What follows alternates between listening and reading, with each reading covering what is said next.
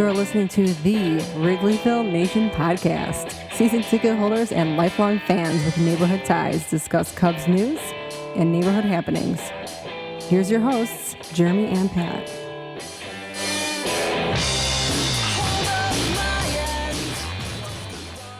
Hello and welcome to the Wrigleyville Nation podcast. This is episode 300 of the podcast. My name is Jeremy Deemer, and I'll be your host. And I'm joined as always by my co-host. He's my cousin, and he's high atop Wrigleyville tonight. Pat, welcome to our episode 300 extravaganza. Jeremy, I am high atop the former Marigold Bowling Alley tonight in honor of number 300. I thought it'd be a fitting place to be for our 300th podcast, and it is great to be here. That's right. Predating your condo building at the Marigold Bowl, talking about doing a podcast, doing something. We always said that we have these conversations over lunches, over drinks.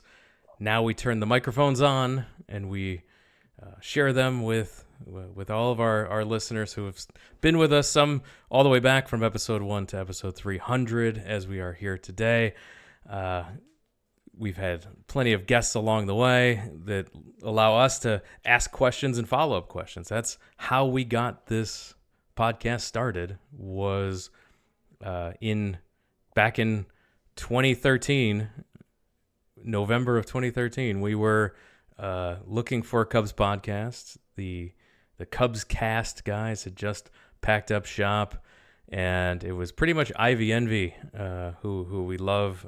Those guys were pretty much the only Cubs podcast, and we had questions and follow-up questions for some of the blogging community and some of the folks on Twitter and such. And we wanted to, we figured, let's start a podcast that complements what those guys were doing over at Ivy Envy. Let's do a podcast that's kind of, we can hit the news, we can have a guest on, we can ask those probing follow-up questions, we can have good Cubs discussion, and then we can talk about things that are in the neighborhood. Because like you mentioned, Pat, you were in the neighborhood, and that kind of gives us a unique perspective as season ticket holders and people that live in the neighborhood.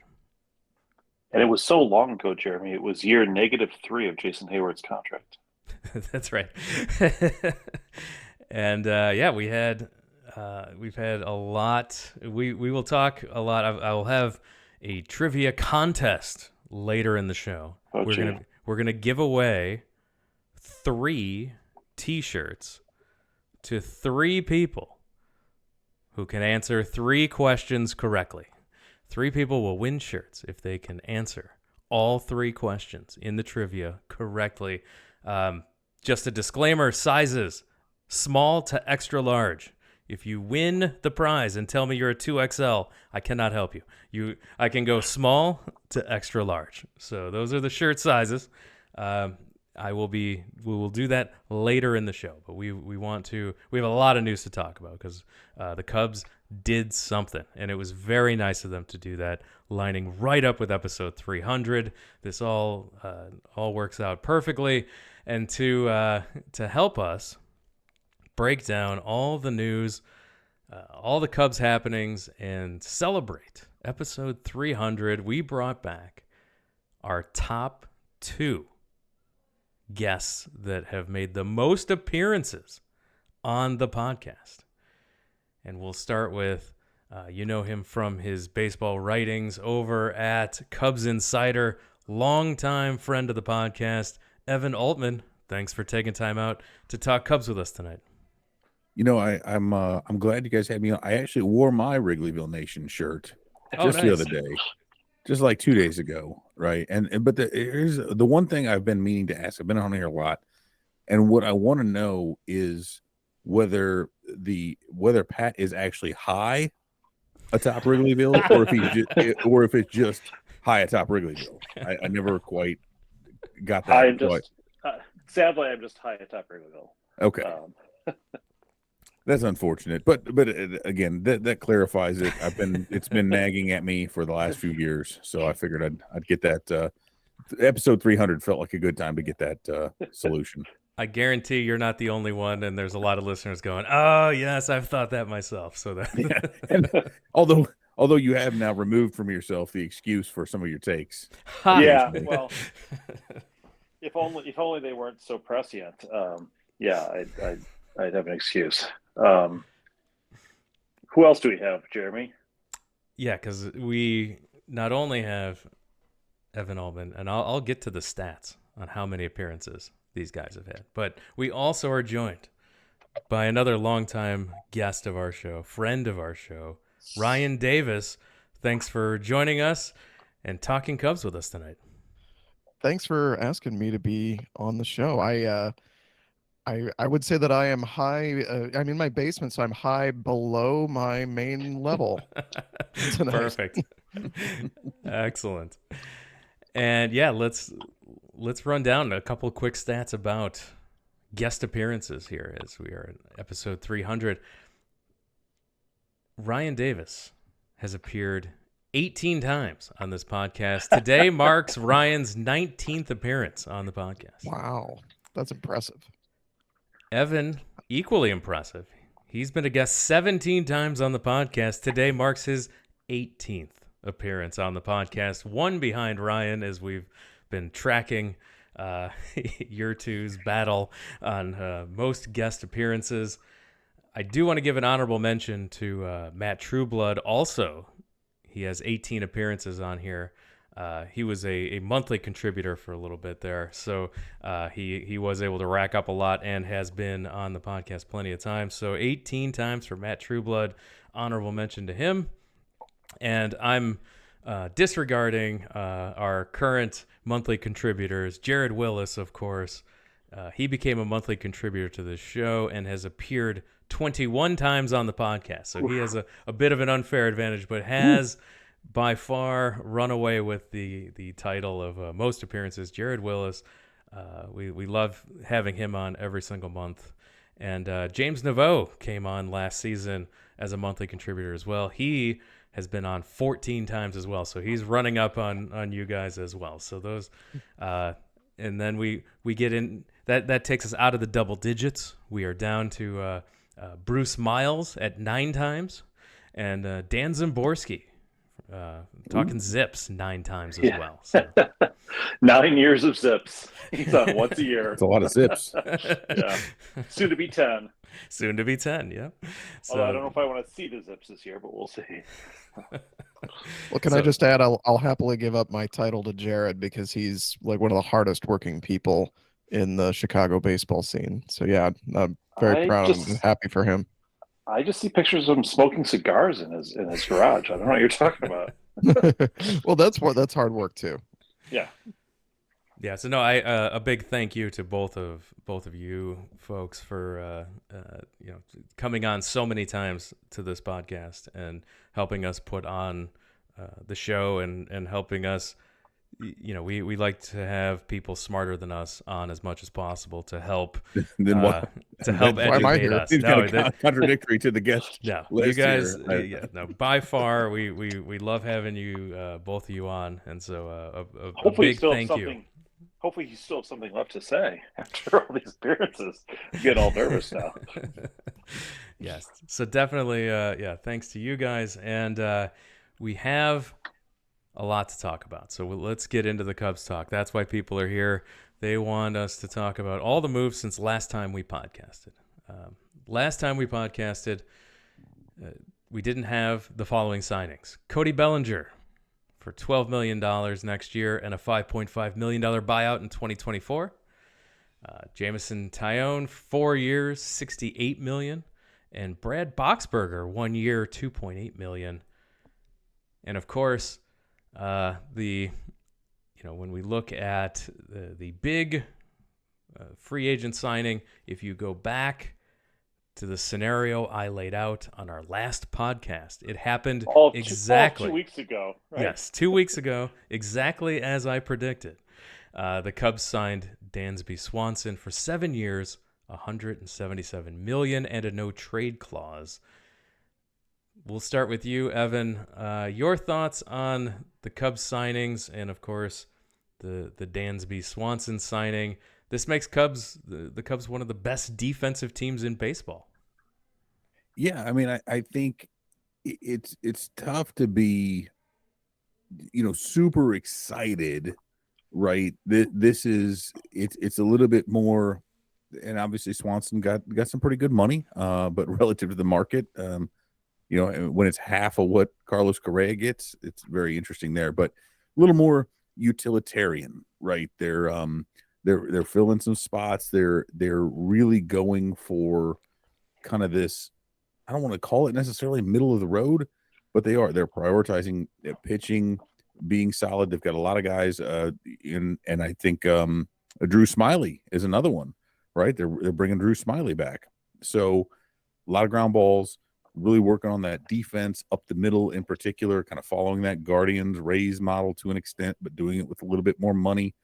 And it certainly feels a lot better today than what it did even just 2 or 3 days ago, when you're wondering, like, are they going to get anybody? Are they really going to make a meaningful move?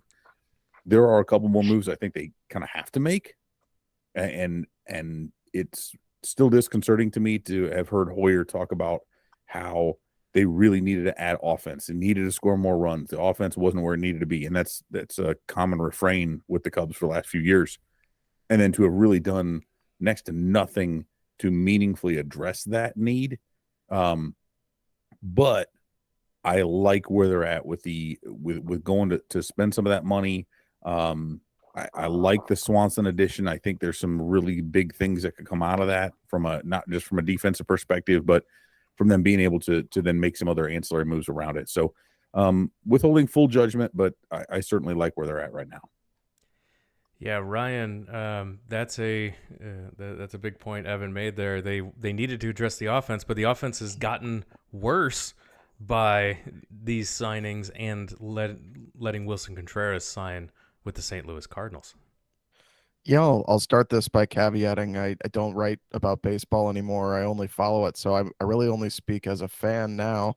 And what I see, what they've done, I like, the pitching and defense thing, but I think we're going to see a lot of, 4-2, 5-3 kind of games. And that's maybe more like throwback style baseball. Maybe people will like that, but I don't know which side of that score the Cubs are going to be on most. It feels like this team, as constructed offensively, is that, like, 2 to 4 runs a game kind of Cubs team. Especially early in April, you may see that team just struggling to score runs unless we see some kind of major changes, as we've always seen with Cubs teams early in April and on the cold days at Wrigley. It's always a struggle to score runs. So maybe they'll surprise us because they aren't as heavily reliant on power as we've seen teams in the past. But in general, like I don't, like Evan, I see some positives in what they've done. I do think that they're going to have, really strong defense up the middle. We've all seen kind of the statistics on, pitchers and their ERAs, with different catchers. So you would say losing Contreras is bad for the offense, but in the pitching and defense portion, that's better. Now you've got one of the best defenses up the middle of any team in the game, maybe, top 5. I don't know. Evan could probably speak to that better. So yeah, there are positives, and I do think it's going to be at least watchable if they can find 1 or 2 more bats. And I know there are still some out there we could talk about. Pat, are they? There's still so many holes to fill here. There are. But first, I want your reaction too on the Swanson signing here. Does this? I saw the Andrew Friedman quote going around again about that you have what's the saying, if you always have rationale about every free agent, you will always finish third on every free agent, and third or fourth, and the Cubs finishing fourth on getting a big free agent this year. I remember another quote, probably even more important for this conversation, from a president of baseball operations last year, where he said, "We need to start blowing teams out more." The Cubs certainly are not on track to do that right now. And, the Dansby Swanson deal, while I understand they made it because they had lost out on any other possible shortstop if they were interested in them. But the problem with that deal for me is, and I have no qualms with having good defense, obviously, but he seems like the perfect fit for a team that has Goldschmidt and Arenado on the corners. The people with the pop in the bats. I think what we were looking for, and I think Cubs Twitter in general, if it's being honest with its 2 week ago self, acknowledged that the Cubs offense is super weak and needed some pop. And the idea of getting a shortstop was to get somebody who also would provide offensive as well as defensive prowess. And the Cubs weren't able to do both of those. They got somebody who plays defense, but who, from an offensive standpoint, is it?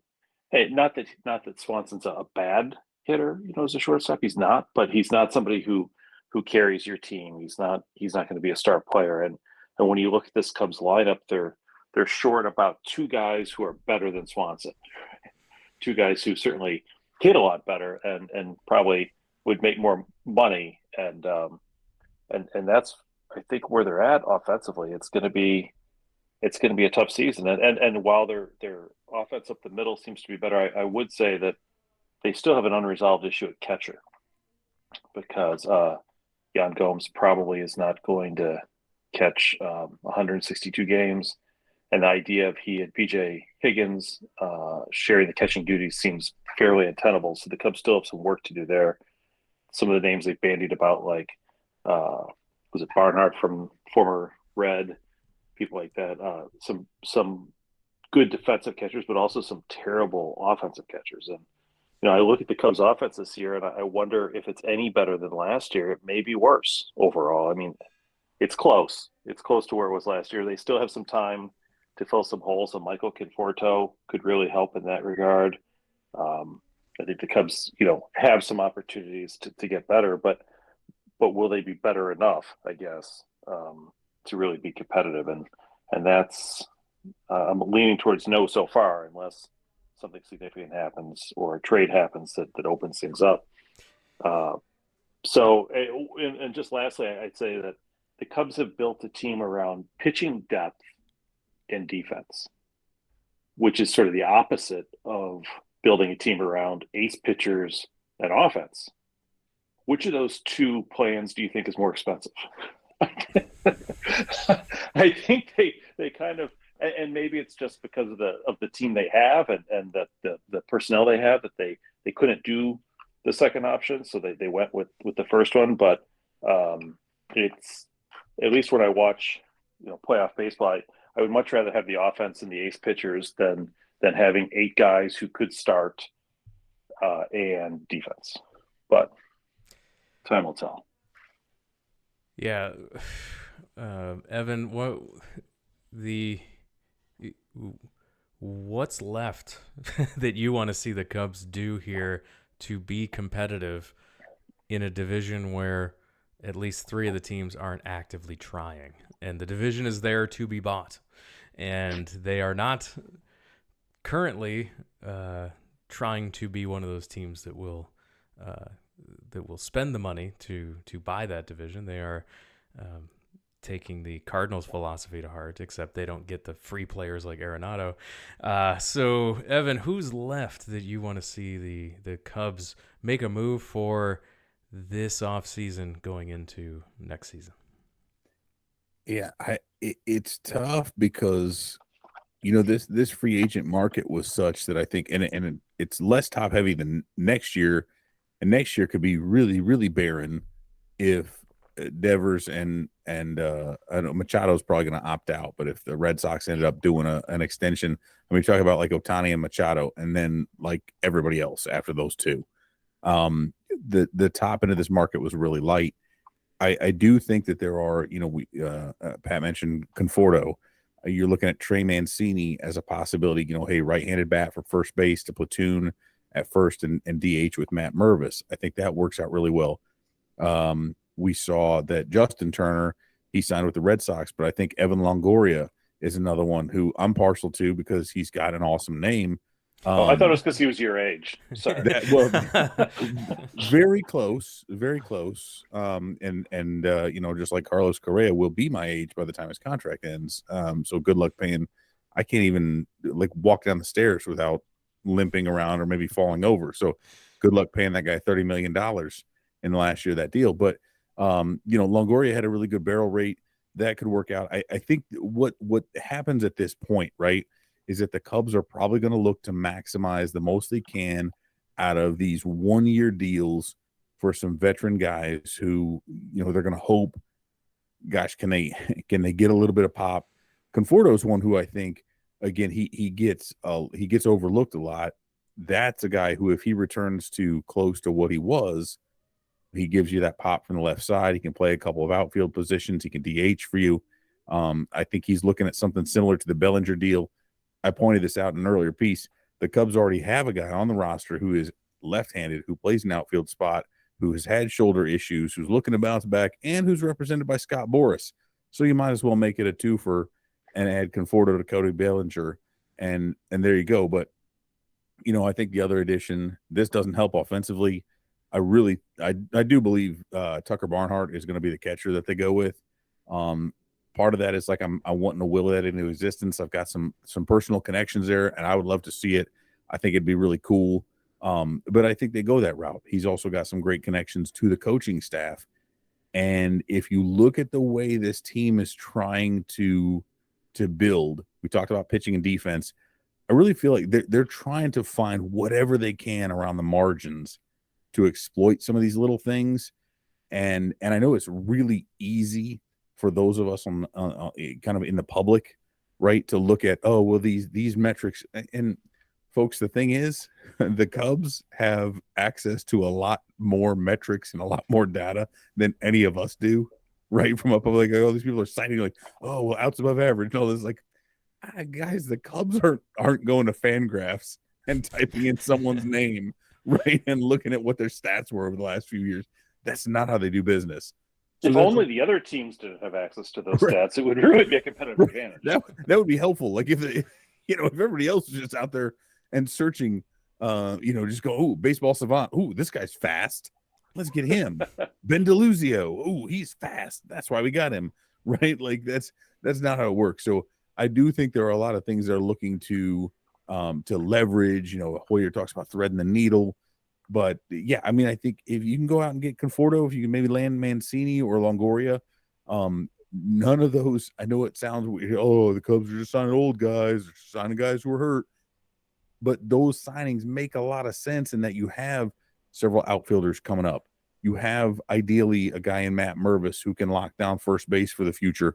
What you need is people to kind of ensure that on the backside and to help out a little bit with it. So, and to make it, you kind of get a low floor. They're not looking for a high ceiling right now. They're looking for a low floor. And if you can build that up enough, then maybe you can get lightning in a bottle. Who knows? Or flip them at the that's trade the other deadline. Side. That's the other side. I didn't want to be that, pessimistic yet, but that's certainly there. I have a question for Ryan. Ryan, please. Yes. It's funny when we look back now on this offseason, just 15 days later, 14 days later, from when the free agent signing started. Remember when the Jose Abreu deal seemed like such an overpay?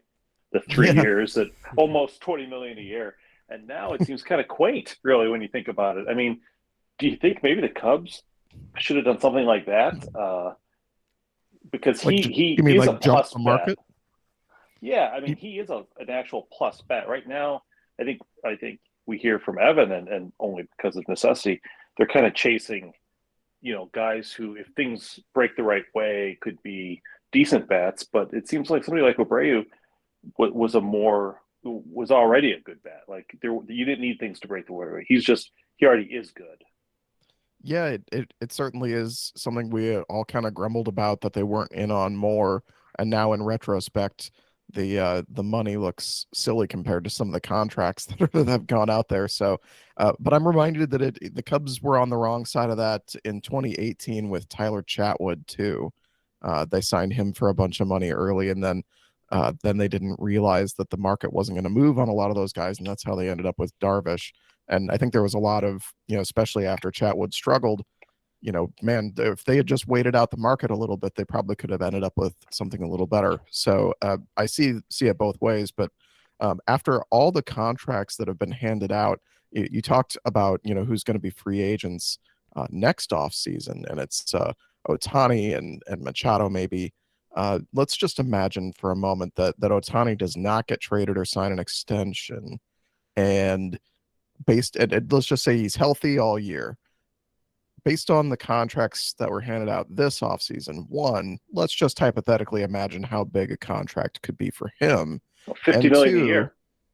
And two, no, seriously, even just thinking, okay, finally that big prize is out there. What makes anyone think the Cubs would be the top bidder? Not at I mean, all.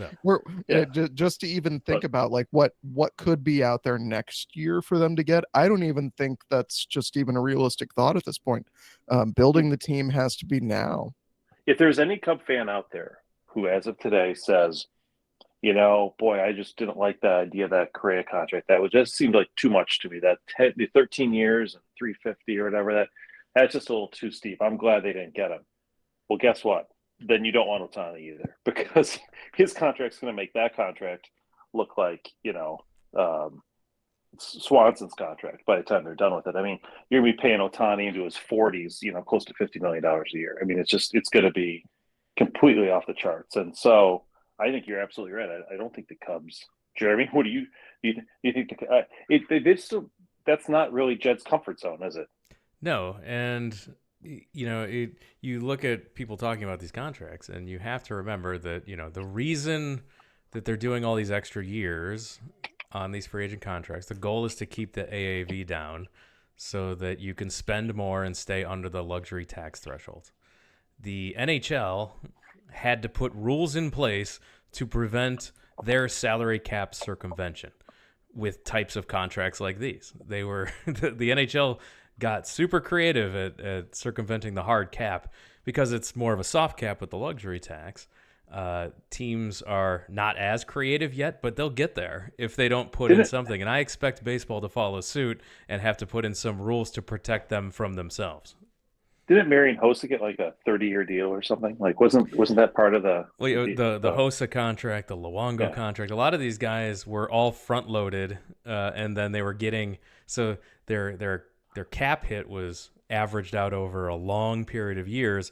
But then those last 10 years, they were only getting $250,000 in actual real money, right? So they front loaded the actual money, and then but the cap hit was averaged out, so they were able to do that. So that I expect something similar to happen here in baseball, and because the Ohtani contract will just there'll be too many owners and too many people crying foul on whatever that contract is going to be, and I think that will change the way that a lot of the baseball contracts are done. So we'll have to keep an eye. We did see something with the Judge. There was a report that the Judge deal that the Padres were trying to give him. I think it was the Padres or was it the Giants? Either way, I know they both that was supposed to be out over 14 years, and they were saying that MLB would have negated that. They would not have allowed it because it was trying to circumvent. So MLB does have some, but they're not hard and fast rules, right? Yep. Like they can look at it and say that it's very subjective, and so the commissioner could kind of throw that out there. But I do wonder with Ohtani, are we going to see $500 million, right? Which is not. He's two players though. That's the thing that's different. You're paying an ace pitcher and the best DH in the game on one deal, and so I do wonder again where the subjectivity comes into that, because now you enter into that a little bit differently and say, well, even if he can't pitch in 15 years, he could still DH. Say, well, yeah, I mean, I guess, but again, and if he gets hurt in year one, it's like two guys running into each other, right? You lose two guys, not just one.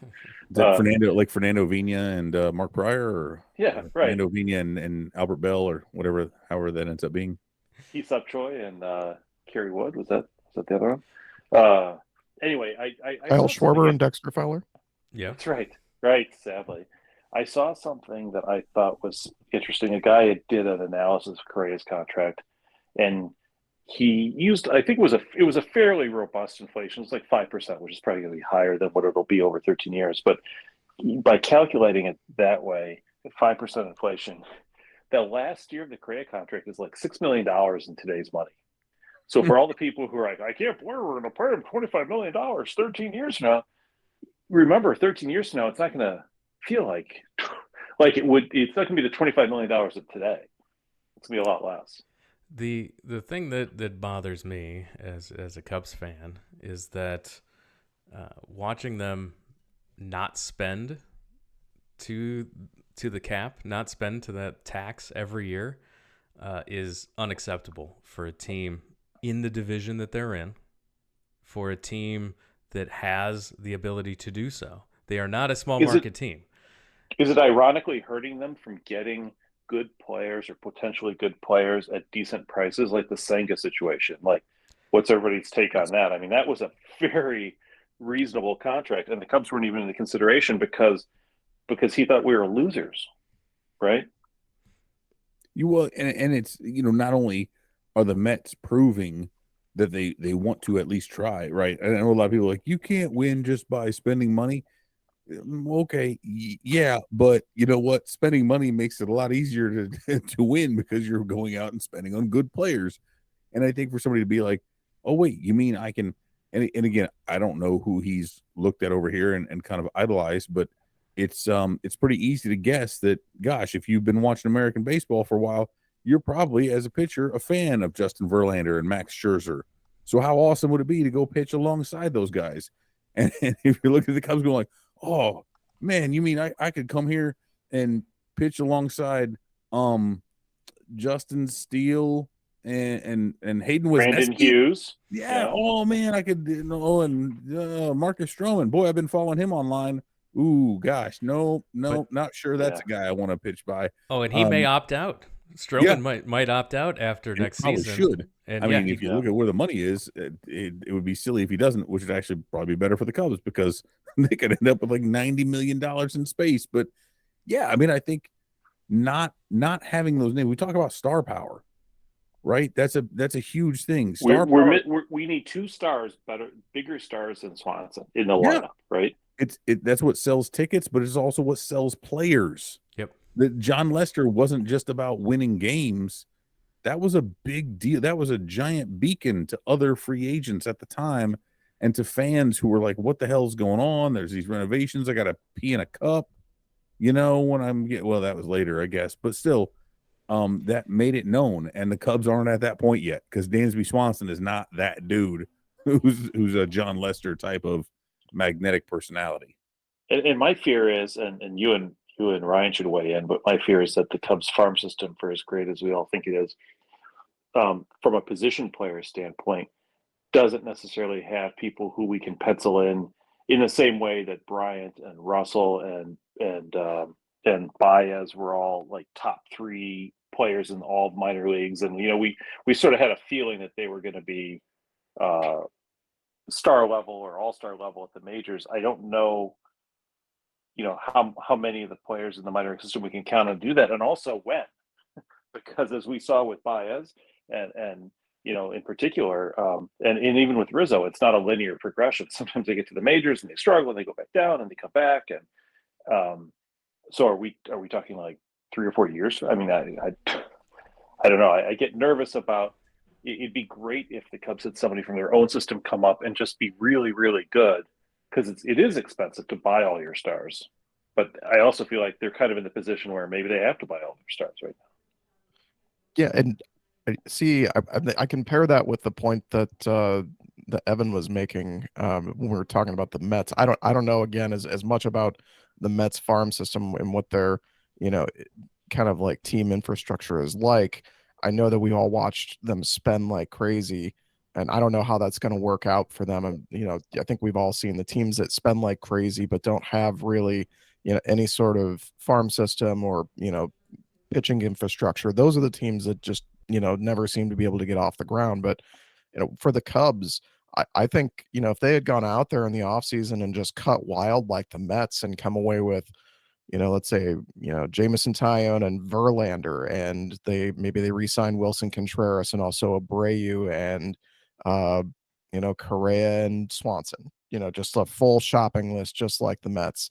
I think that the pitching that they have and, that defense that would be created by all of that, yeah, I think that would be a really great team. And they'd probably have like a $275 million payroll, like one of the top teams in the league.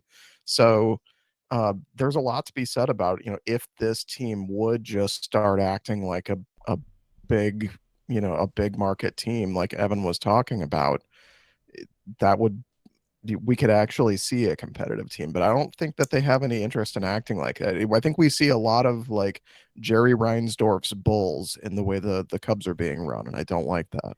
Very much so, because it's more than just it's so they'd be at that number you mentioned there, Ryan, for this season, and then like Evan said, $70 million for sure is coming off the books, and if Stroman opts out, another $21 million is coming off the books. So it's only one season you'd be over the $233 million lowest tier of the luxury tax, and then all that money comes off the books, and in 2024 is when we were told that some of these kids are going to be up. Pete Crow Armstrong takes over for Bellinger, and you save $17 million, and you've got some guys, the pitchers in particular, right, who you feel can come in and be your fourth and fifth starter, so you're not dropping $10 million on a fourth or fifth starter every year, and guys in the bullpen. I mean, that's one way to do it, right? Like given where their farm system is now, it seems like there's more options pitching wise than star hitting wise in the next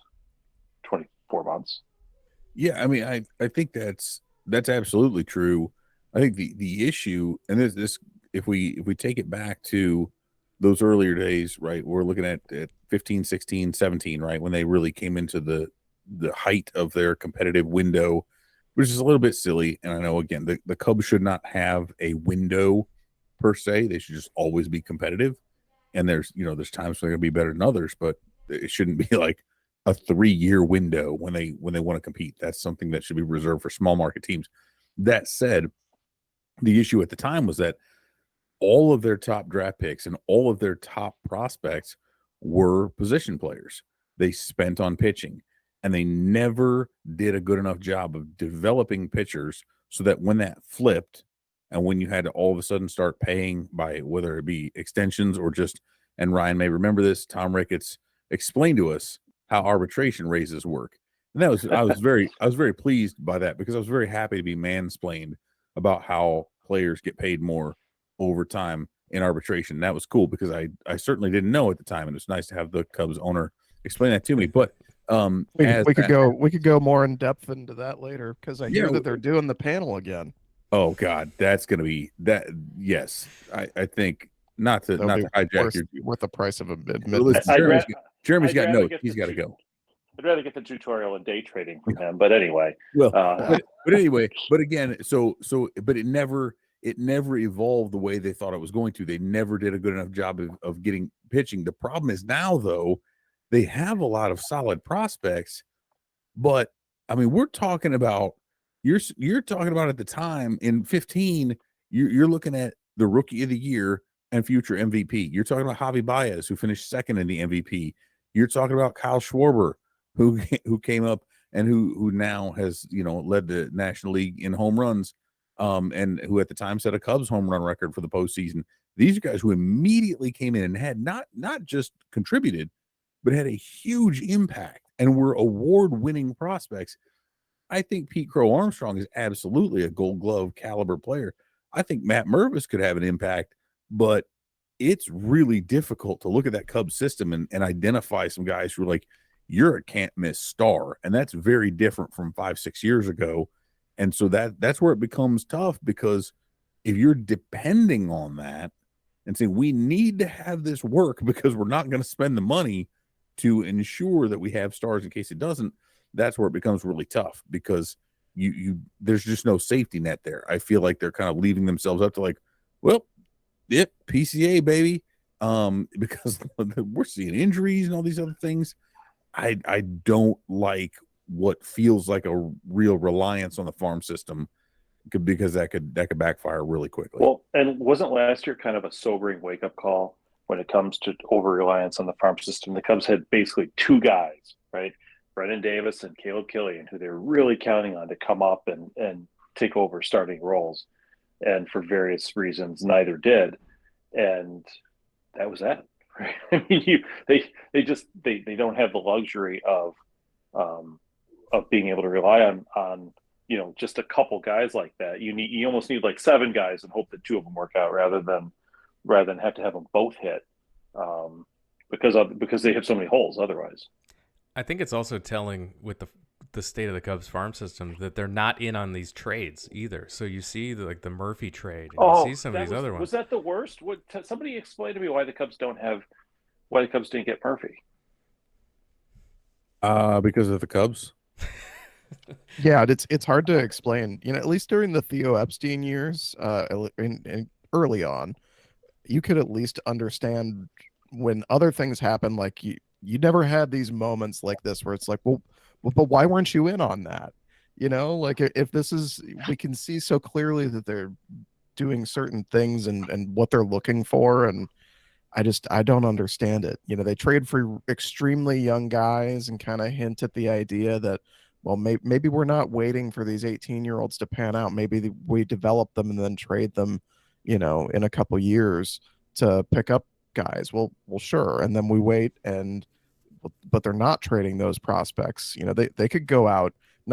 Something, it means something that Cubs Twitter in general and bloggers and there's not a lot of talk around, well, who could the Cubs be trading for?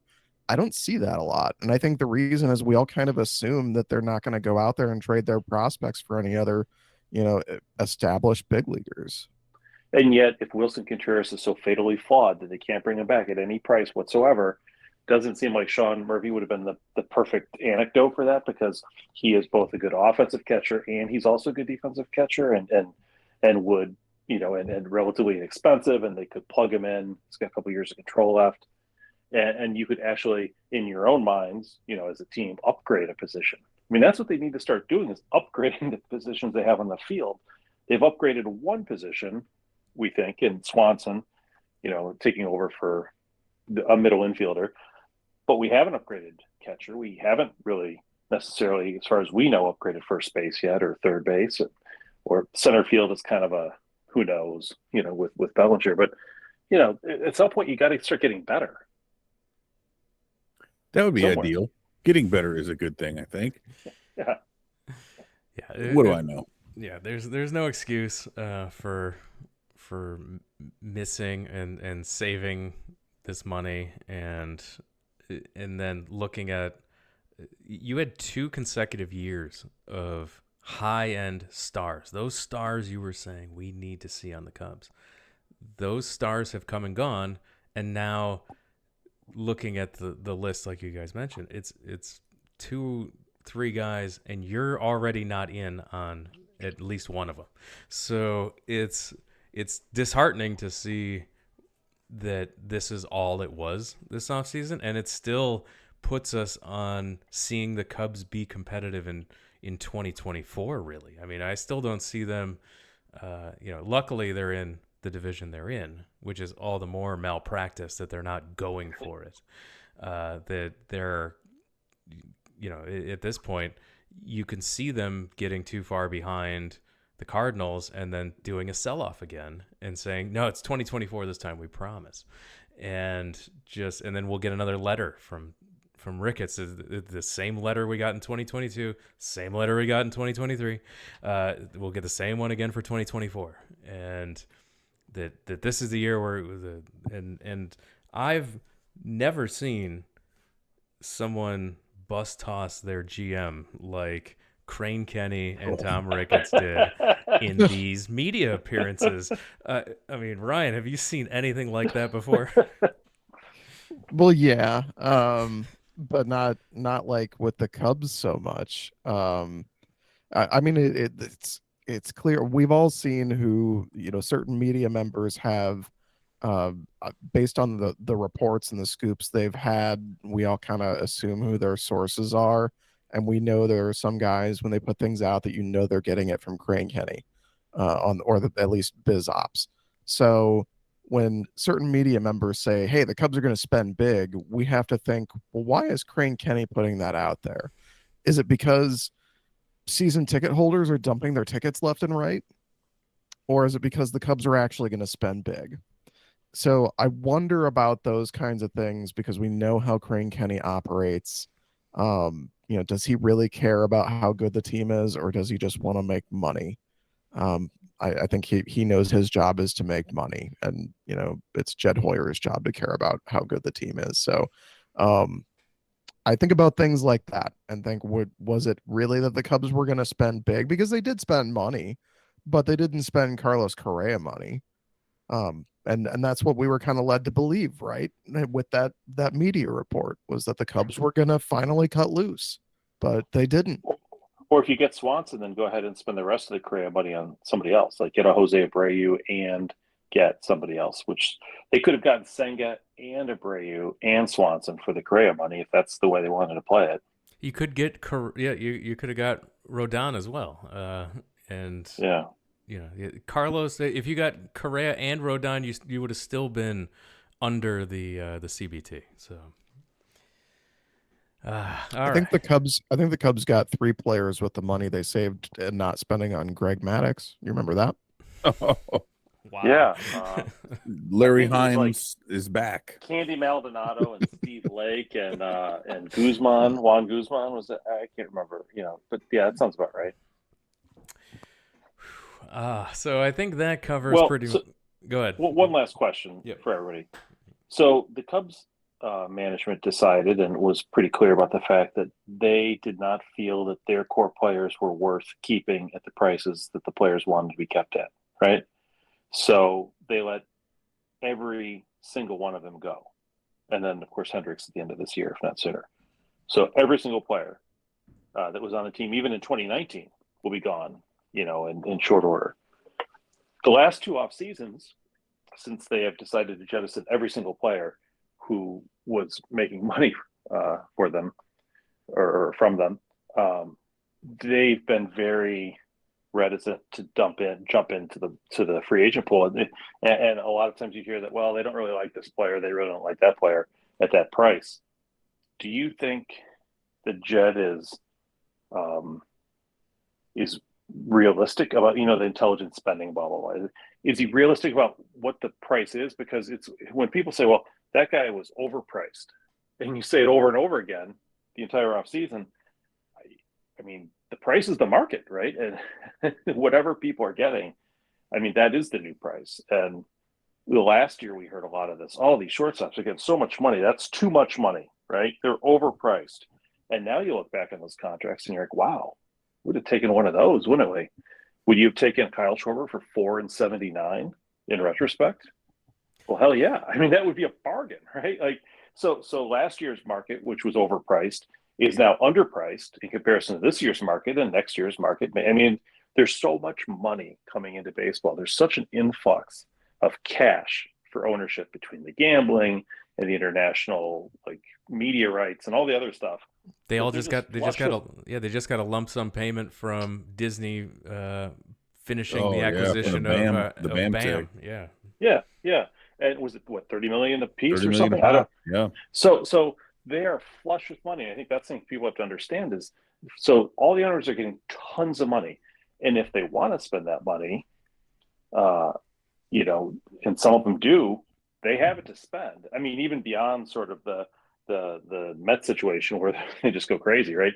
The money's there. It's interesting to me how many teams are like, no, we're just going to pocket all that money and we're not really going to spend it on the team. I mean, look at the poor Reds. I mean, their second highest paid player makes less than $2 million, I think, or something. It's bizarre, right? But you just don't want the Cubs to be, stuck in this. Well, these guys are all overpriced, and then year after year after year, keep thinking that as the prices keep going up. That's one of my fears is that by the time they actually say, okay, well, let's go spend on somebody, they'll be like, oh, but now the prices are even more than last year. We can't do that. Yeah, it's a concern. And you mentioned all those teams got all the money, and that has to be at least a portion of why you see so much spending this offseason. The Cubs, what do they do when they get things like that, new revenue streams? They say they always put all that money back into the team, but they're always clever not to say they put it into the payroll. They build a sports book, and then they put that into, buying another building in Wrigleyville. And who knows, maybe this $30 million, they're putting a bunch of it into maybe a French restaurant on the square sponsored by Truth Social. Who knows? They don't always spend that money on the team. And so that's one of the big issues that I'm having, is it just seems like we keep expecting more spending. They haven't really ranked near the top of the league in spending historically, if you think about it. I mean, if you just subtract off the first few years of the Ricketts ownership of the money they were already kind of locked into from the previous contracts on the team, but from around 2013, 2014 and beyond, they're like 11th or 12th in baseball and spending on the payroll. Does that sound like it should be right? From a period where they actually won a World Series, went to the NLCS 3 straight years. Yeah. And that's the thing is you look at, and I get it, Steve Cohen's an outlier, but when we look at the San Diego Padres, yep, the Padres have $900 million worth of shortstops right now, right? The Cubs have Dansby Swanson and Nico Horner at about 178 million total, right? Because and Horner's will grow as he gets his but here's the other thing, is that's a smart move by them, because Horner now moves over to second base. So guess what? If you're working to extend him, you're getting extended as a second baseman, buddy, not a shortstop. So they save money both ways. But it's frustrating to look at it and see that they're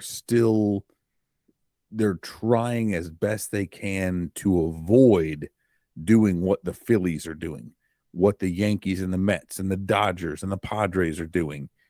And that is being willing for at least one player every year or two to be able to go to the top of the market and say, we are going to spend what it takes to get the best player that we need to make our team better. And you know what? We'll figure out the rest of it afterwards, because we're the Cubs. Like a Bryce Harper? Yeah. Well, shockingly, right? I mean, and that's what's wild to me too, though. It's go back to 2018 and go back to when they signed Yu Darvish. They had a pretty high payroll and all those things were there. And they knew it was going to be another year before Harper was truly a free agent. But Theo Epstein did everything but mention Harper by name when he said, yep, that perfect player, that perfect fit. When that guy comes around, you'll have money for him. And ownership moved the goalposts on him at that point. I firmly believe that, even though nobody will admit it.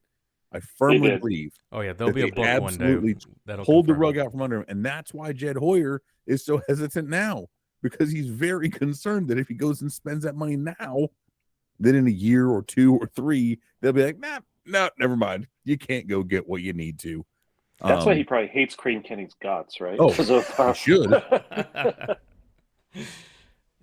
Yeah, no, that Bryce Harper contract in hindsight. I mean, and how much different would that have been for Chris Bryant too, to have, he wanted him so badly on this team, to have his best friend here as well. I mean, I remember in that 2017 year going to a Golden Knights hockey game in Vegas, and Chris Bryant and Bryce Harper were at the hockey game together, and I'm like, yep, this is happening. I'm a future Cub. I'm all excited, and just watched everybody get the and Jed Hoyer and Theo Epstein get the budget pulled out from underneath them, and it was it's never been the same since not signing Bryce Harper. I think that's a real tipping point here.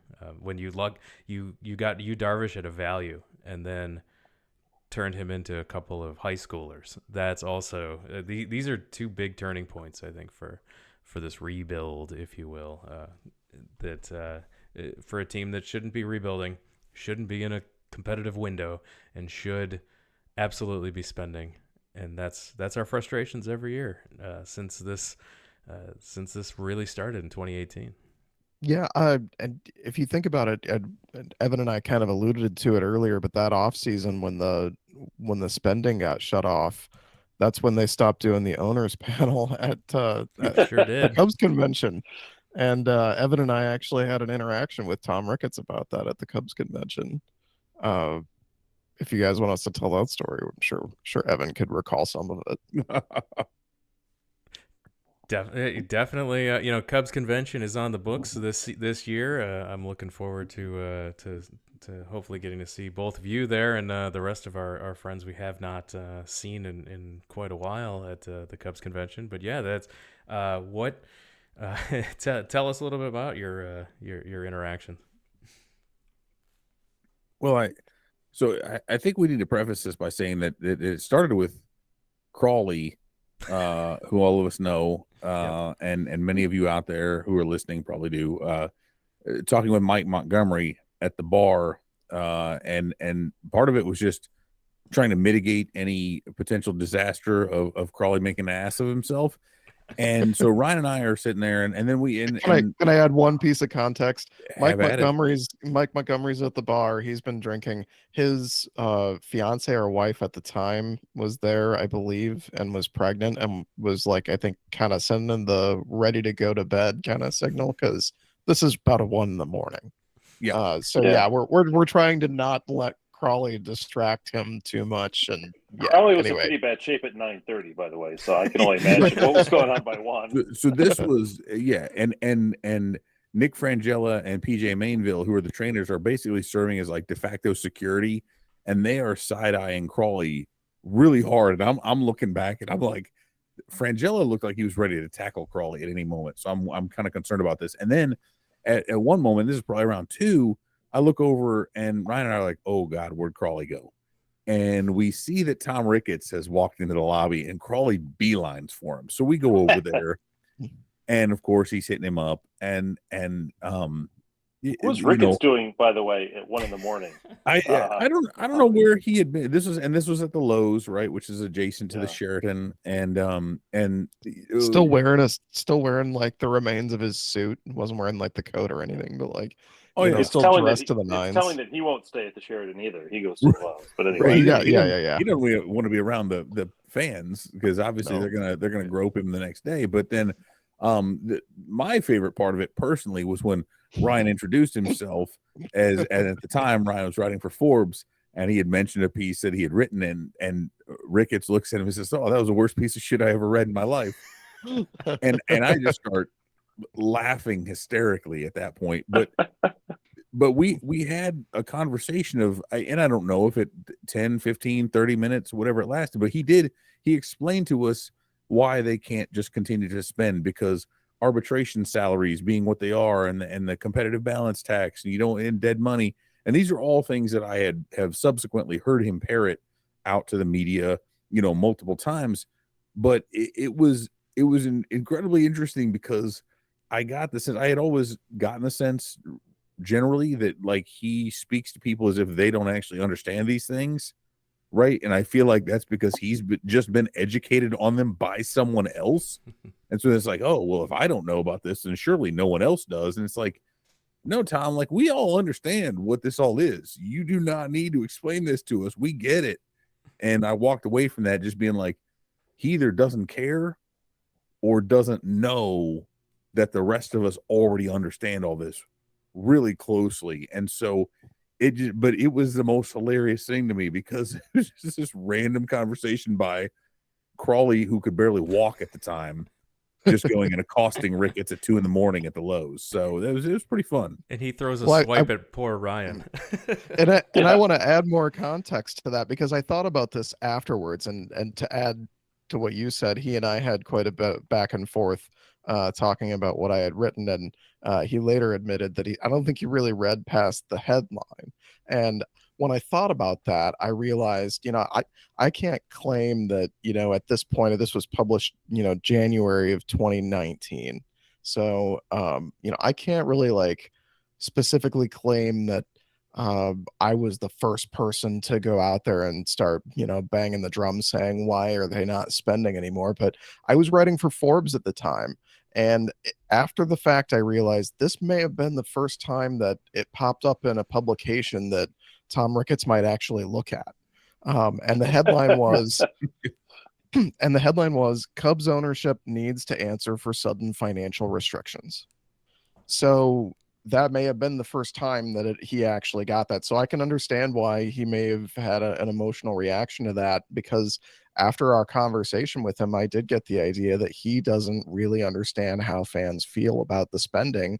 He thinks like a businessman, and he thinks that the fans should understand that, just because I'm a billionaire doesn't mean I would dig into my own personal money and put it into the team to improve it. He doesn't think of it as a business like a small business owner would, where, if you need, if a restaurant owner needs new coolers, they may have to dig into their own personal money to make that happen, right? Tom Ricketts wouldn't look at it that way. He looks at owning the Cubs like owning a house or a mortgage, whereas it's more like owning a hotel. So he just has a different view on it as a business owner, and that's not something he just can't see the fan point of view on that at all. And that's what I took away from that conversation with him. Yeah, well, and he did. Now that I'm recalling this a little bit more deeply as well, like he did, I think, somewhat explicitly share that sports ownership is not about revenue in any given year, or in terms of profit in any given year. It is about asset appreciation. Yeah, valuation. He very, actually, I think he did explicitly say that. Yeah, and he laid it all out. Yeah, and I've shared that since, and so that's the problem that a lot of people have. They think Ricketts is in this to bring in money, bring in cash every. Now, obviously, yeah, does he want to bring in cash every year and be net positive? Sure, but the goal for him or any owner, and he's like, this is an investment for them. So if you look at your 401k, you don't check it every day and see, did it go up?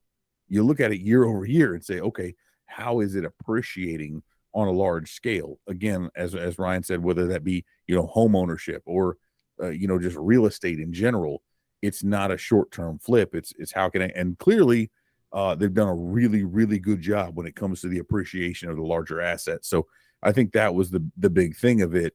And so, but at the same time, right, we look at this and we say, there's a point at which that makes sense, but you also can't sit there and tank your revenue on a year over year basis by having 1 million fewer fans in the ballpark, or 500,000, given the prices and given the money that they make on game day revenue. So it's an interesting balance, but I think he looked at this as this bigger overall scheme, and I don't think they looked very closely at how much you would still need to continue to spend to make sure that stays up. So interesting conversation, really fun one, and I'm very interested to see what happens with that panel coming back.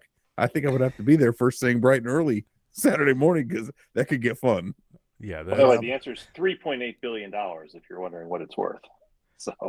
And they bought it for just under $1 billion, right? It was like 950, yeah, something like that. Yeah, that things are going well for baseball owners. I saw a similar thing with like the Reds even. So there's not a ton of incentive to be competitive when those valuations keep going up, and that's part of the problem we see here with the owners that want to compete and those that don't, and I think that's a bigger problem that baseball is going to have to deal with at some point as well. Is how long until there's just we're already down to under 10 teams that are trying to compete. And there's more playoff spots than there are teams trying to compete now. So we'll have to see what happens in the future. But definitely for this season, I'm excited for the Cubs convention. I'm excited to see the owners panel, even though it'll be prefaced with all the fan questions of, I've been a fan for 40 years, and here's my question about something not related to anything that we want to actually know about. So that good. If we do go, we'll be quickly reminded about what these question and answer panels actually are. Why can't you bring back Jeff Samardzija? Yeah, that's good times. But the bar on Friday night is my favorite part of Cubs convention by far. So looking forward to getting to see everybody in person again, hopefully. So hopefully that's a big turnout for the Cubs convention, if not the after party. So we are running up against time. So I do want to say, I mentioned at the top of the show, we do have a trivia contest. So small, medium, large, extra large shirts available. For the first 3 people who answer all 3 of these questions correctly, they will win shirts. I'm going to read these questions. Evan, Ryan, Pat, I know you're going to know the answers to some of these questions. Do not answer them. I will edit your answers off the show. Do not answer. I want the fans listening, our listeners that have supported us. If you're a new listener, and you're like, oh, I'm not going to know these answers. These are all searchable answers, so you can go and search for the answers as well. If you're a longtime person who's listened, you might just know right off the bat. You can send us your answers via Twitter or Instagram at Wrigleyville Nat. The DMs are open there. Or you can send it via email to Jeremy, Jeremy, at WrigleyvilleNation.com. And I'm going in order by timestamp order that they are received. And I will so you don't have to pay for shipping or anything. I'm sending them out myself personally. So, question number 1.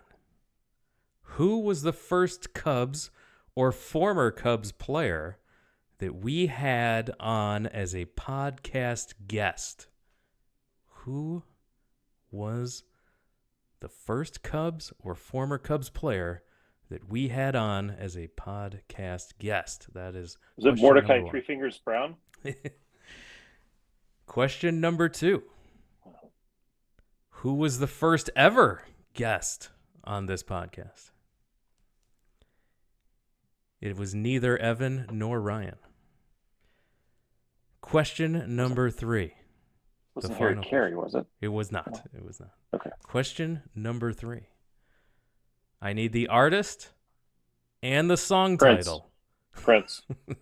The artist and the song title of our theme song, of the current theme song for this podcast. The music you hear at the beginning of this podcast, and my wife doing the introduction over that song. What is that song?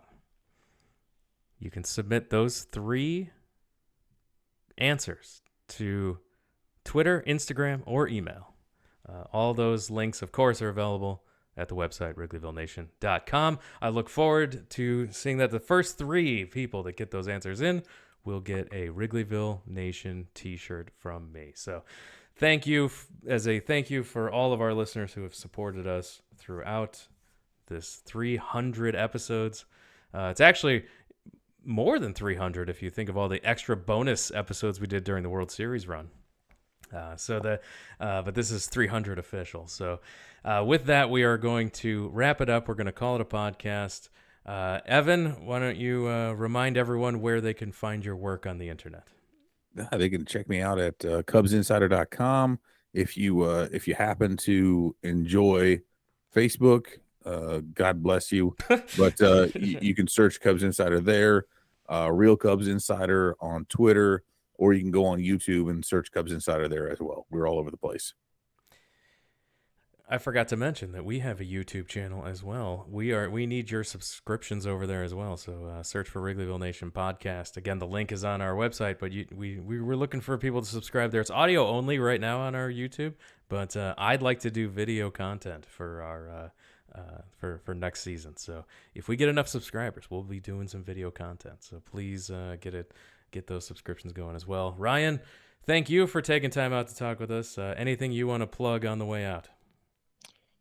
No, not specifically. I guess I would just say that I don't really write about baseball anymore, but I'm always flirting with the idea of doing it. So if I ever start writing or doing any sort of audio or video content in the future, you'd probably see me tweeting about it. And I'm on Twitter at Ryan Q Davis. I think my account is locked, but if you don't look like a psycho, I usually accept followers.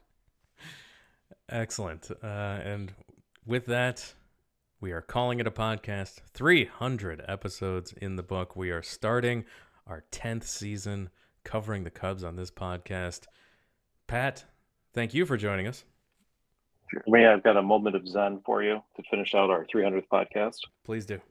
We've been talking about long contracts, and we've been talking about teams trying to be competitive or not. The third highest paid player on the Cincinnati Reds for 2023 is not Joey Votto.